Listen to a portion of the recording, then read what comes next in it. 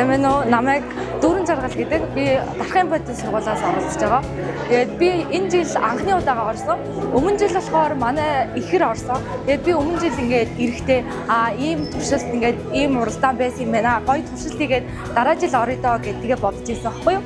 Тэгээд би энэ жил яг өмнө жилээс эхлээд туршилтаа сонгоод тийг зориулж ирсэн. Тэгээд би болохоор энэ металл хүчтэй харилцан үйлчлэлтэй экзотермийн урлагийн туршилт хийсэн.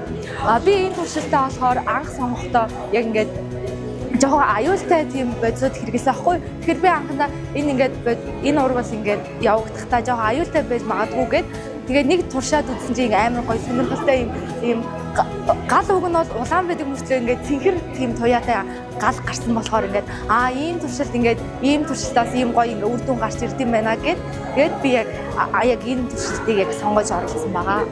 За Hamster Pot 2025 уралдаанд оролцсонд баярлалаа. Амжилт хүсье. За баярлалаа.